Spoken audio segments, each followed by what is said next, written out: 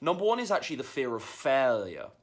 Why even bother? You failed with weight loss so many times in the past. Why even try? It almost feels like it's inevitable, a preordained script that you will eventually go off track, because that's what you'd done when you tried to lose weight in June. That's what you tried when you did it earlier in January. That's what you tried when you did it last year. You joined Slimming World a couple of years back. Same thing happened, right? Couple of weeks on, and then something went wrong. So why even bother? That fear of failure, the fear of maybe embarrassment, or perception of embarrassment or shame that comes with maybe putting yourself out there and saying, no, I'm to close ones, I'm trying to lose weight, and then them turning around to you in 4 weeks like, oh, weren't you trying to lose weight? Why are you eating that cake, right? And so that can catch people as well.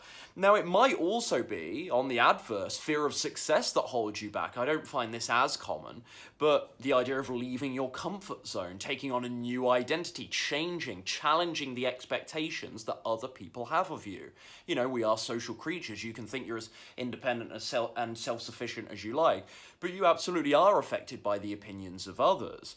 And so to act in a way that might challenge people's story of you can create some social tension, some awkwardness. Better not even try, eh? Better not even, I mean, this is of course completely disempowering, but that doesn't mean we don't think it. So better not even try. Why would I even bother? So I think fear of either failure or success, huge cause of self-sabotage. Let me know in the comments if that resonates. The second one that I see, and these are in no particular order by the way, is not feeling necessarily worthy or deserving of weight loss success.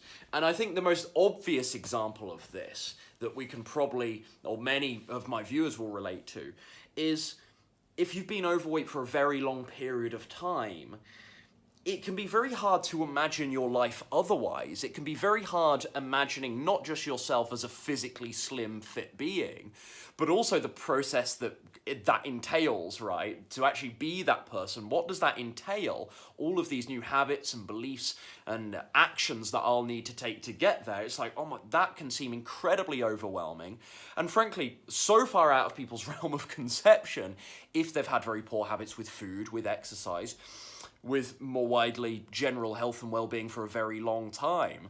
How, you know, I can totally understand why someone might not feel so entitled to a slim, healthy body or living a slim, healthy lifestyle, a fit lifestyle, if they haven't done so for decades, especially if it's numerous decades. And so I think this is a really big one as well that might be less obvious and harder to spot, but undoubtedly something I see in my clients a lot.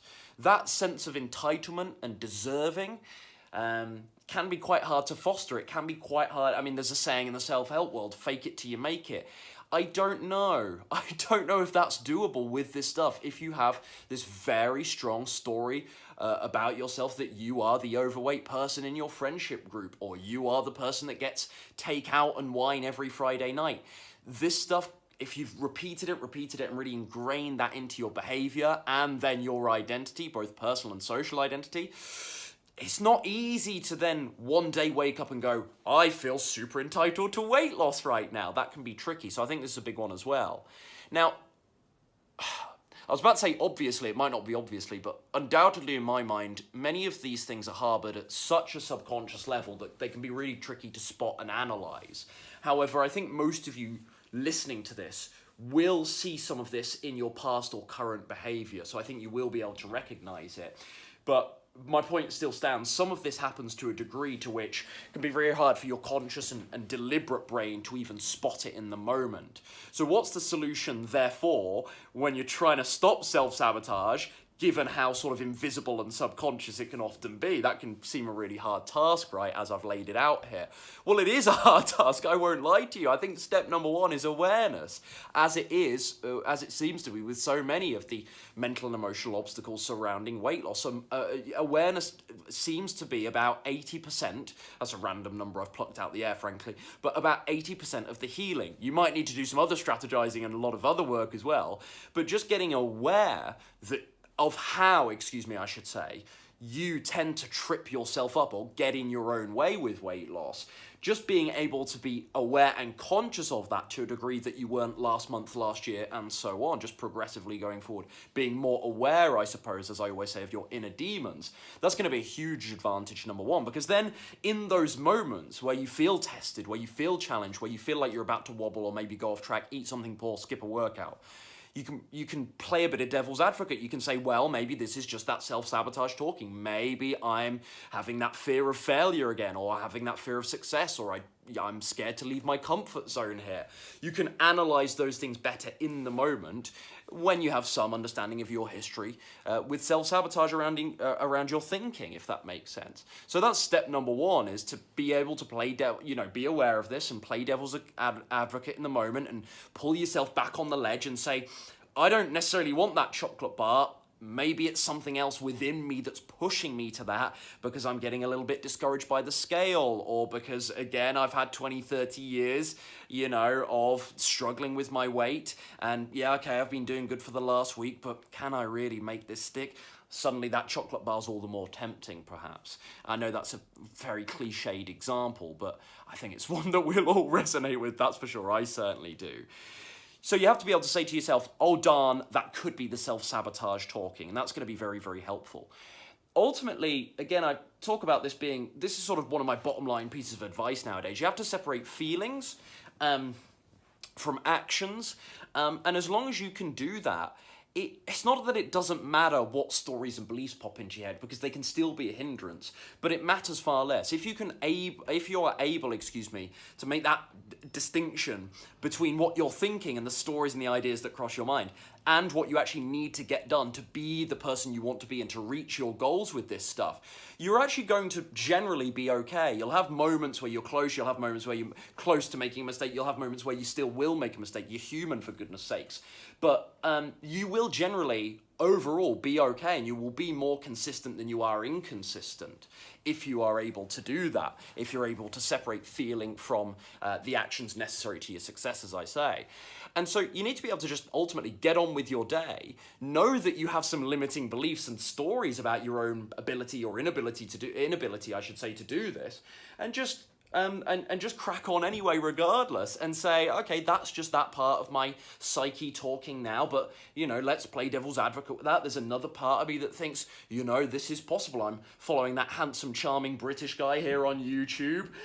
He's showing me that this might just be possible, and I'm going to keep the faith in that process. I'm going to see the light at the end of the tunnel.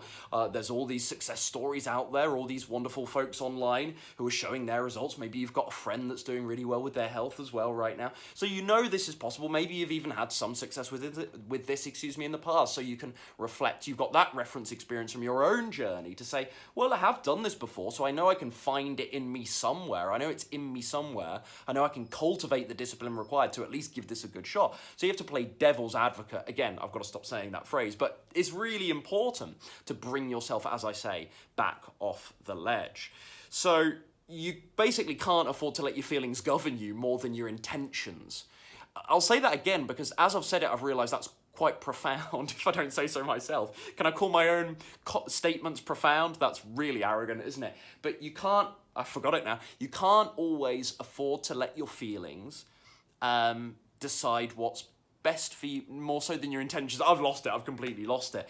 But I think that's really crucial to remember. A lot of us will let our feelings, our doubts, our insecurities about our own, as I say, ability to do this, or fears around doing this, cloud, those decisions that we know we need to take to become a better us.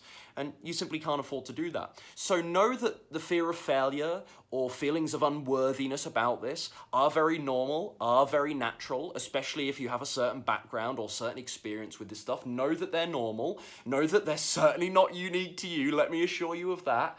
They're not unique to you. And just get on with this. And yeah, okay, maybe this is slightly reductive. I'm doing a bit of a pull yourself up by the bootstraps, battle cry here, aren't I, right? Get on with it. There is a bit more to it than that, but for goodness sakes, we're not going to go on with this video all day long. That's, I think, all I'm going to say on this for now. Stay tuned for more.